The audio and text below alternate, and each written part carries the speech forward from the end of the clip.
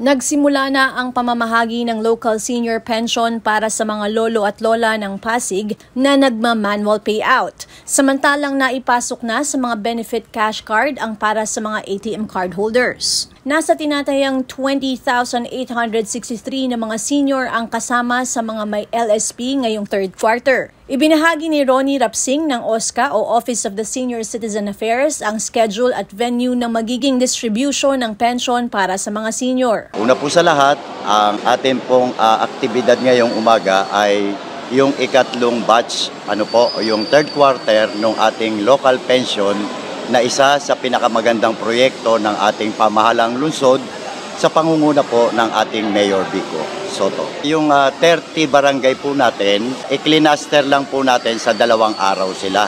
So ngayon po dito sa Manggahan proper, sa Kaalinsabay Covered Court, ang nandirito po ay ang proper ng Manggahan, Napico at ang Green Park.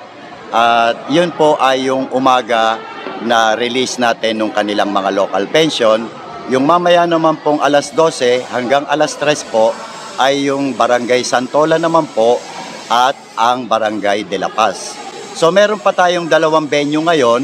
Ongoing din po ang Santa Lucia, kasama po ang Barangay Rosario na panghapon at ang Barangay May Bunga naman na nasa Estela Maris.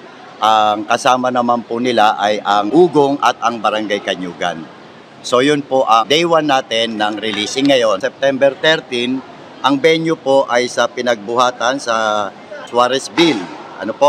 Ang kasunod na venue naman po ang Barangay Palatio na ang magkakasamang barangay po ay San Miguel, Palatio, Santa Cruz, San Nicolas, Santo Tomas at Barangay Sagad. At ang mega parking po na venue 3 natin para sa araw ng bukas, Barangay Bangbang, Malinaw, Kalawaan, San Joaquin, Buting, Kapasigan, Sumilang, San Jose, Bagong Katipunan at Barangay Santa Rosa. At ang pinakahuling venue natin ay ang Barangay Pineda Covered Court na doon po ang magpe-payout naman ay ang Barangay Bagong Ilog, Pineda, San Antonio, Uranbo at Barangay Kapitolyo. Para sa mga hindi nakakuha o makakakuha ng kanilang LSP sa nakatalagang schedule at lugar, ay antabayanan ang magiging anunsyo ng OSCA. Sa kabuuan po ng ating LSP po natin o local pension natin, ang total po ng ATM holder na hindi na po kasama sa mga barangay na nire-release ngayon, diretso na po sila sa mga bangko para i-withdraw yung kanila pong 1,500 na local pension.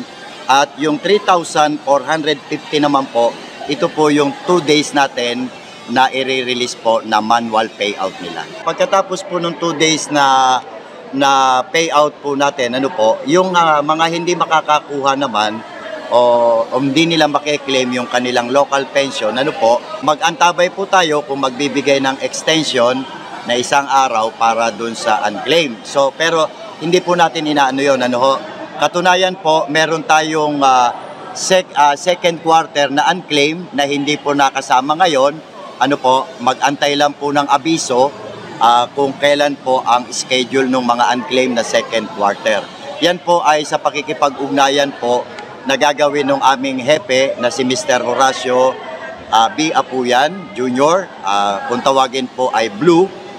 Sila po ang makikipag-coordinate dyan para kung magkakaroon po tayo ng schedule ng mga unclaimed po.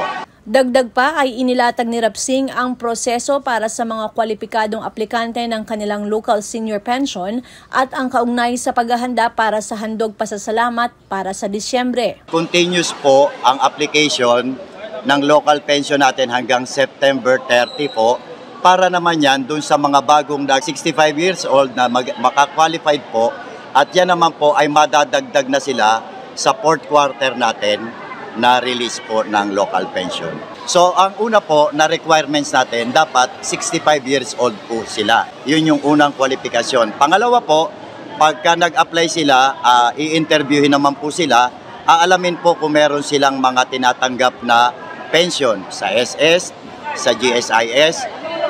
Kung wala naman po, yun ipoproseso na po yung kanilang mga aplikasyon. At pagdating naman po sa tanggapan namin, sa admin namin, ibababa na po para i-CI namin i-kumpirma kung talagang ang senior natin ay dito talaga nakatira sa address na kanilang ibinigay.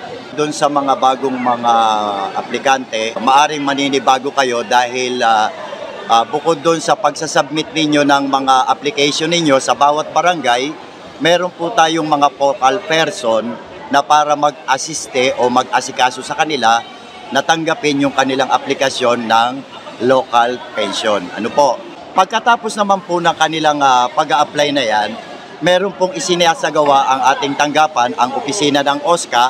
Sa atas po ng aming hepe na si Sir Blue, may isinasagawa kaming mga pagsisiyasat o pagsisiyay sa kanila para makumpirma po kung talagang ang address na ibinigay po ng ating senior ay doon talaga. Ginagawa natin yon para mas magawa nating tama, hindi magkaroon ng maling isipan yung ating mga senior na bakit hindi ako na-approve. Pagpabasihan po natin dyan yung CI na gagawin po ng OSCA operation po para mas maging magaang, mas maging maganda po at makatotohanan yung ating mga pension na ibinabahagi sa ating mga senior na yan naman po ang talagang layunin ng ating butihing Mayor Vico Sotto na mas pakinabangan po ng ating mga nakatatandang mga minamahal sa lungsod ng Pasig na matanggap nila ang kaukulang mga benepisyo na ibinibigay ng lokal na pamahalaan po natin. Hindi po natatapos ang magagandang mga proyekto ng ating pamahalaang lungsod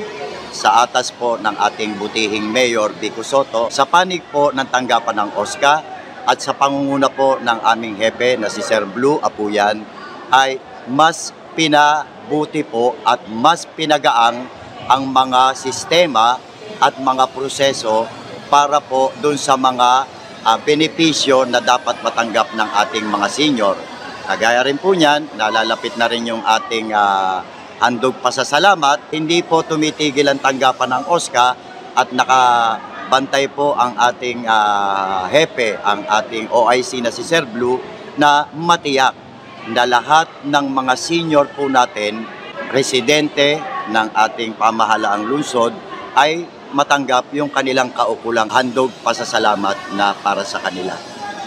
Sa mga Pasigueño, matulungan kami ng ating mga minamahal na senior na maibigay lang yung tamang impormasyon na aming hinihingi para hindi po magkaroon ng problema sa hinaharap.